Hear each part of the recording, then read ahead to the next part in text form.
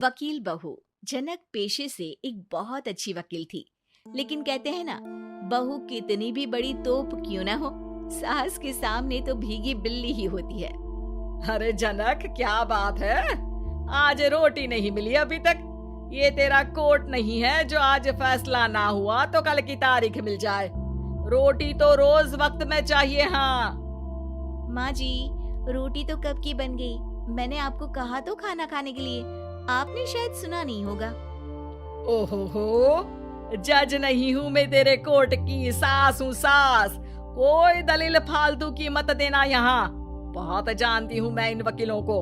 अपनी बात ऊपर रखने के लिए झूठ बोलने में जरा भी नहीं सोचते। तभी वहाँ जनक के ससुर आ जाते हैं। अरे भाग्यवान, क्यों बेचारी के काम को कोसती रहती है हमेशा।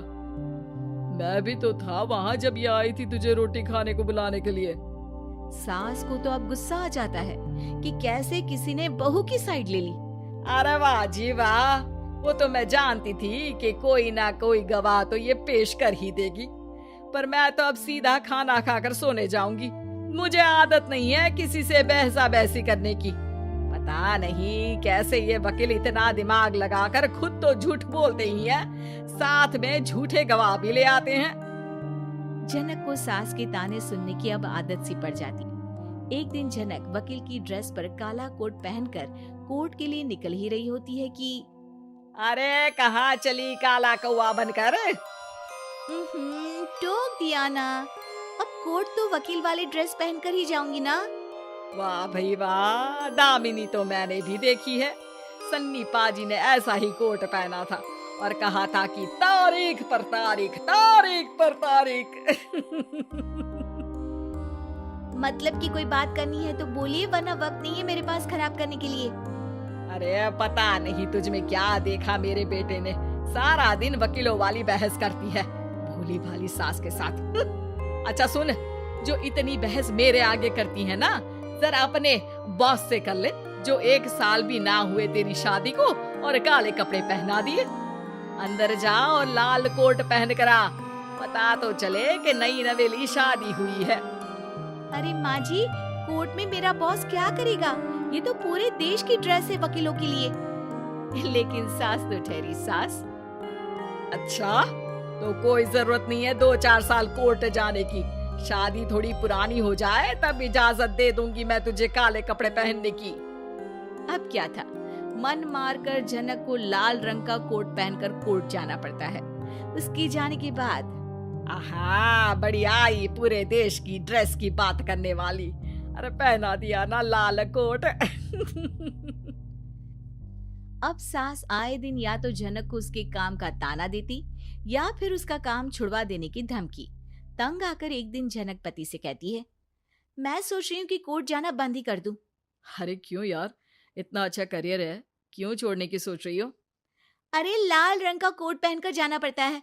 हर बात पर सास ताना देती है कि वकील तेज होते हैं, सवाल जवाब करते हैं, झूठी दलीलें देते हैं। अरे तो ठीक है ना, वो जो कहती है अपनी समझ से कहती है, लेकिन तुमको तो पता है ना कि सच्चाई क्या है। जनक को पति की बात से हौसला मिलता है कि तभी घर पर कुछ लोग आ जाते हैं। अरे आइए आइए पंच साहब, कैसे आना हुआ? अरे भाई साहब, सुना है कि आपकी बहू वकील है। तभी वहां सास आ जाती है।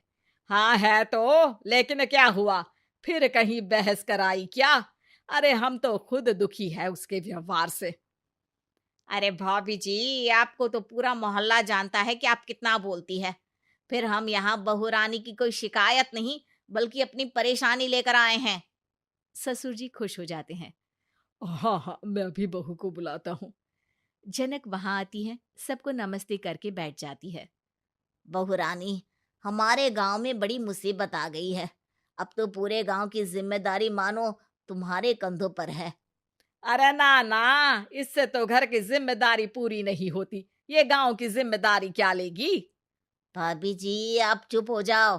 यहाँ पढ़े लिखे लोगों की बात हो रही है।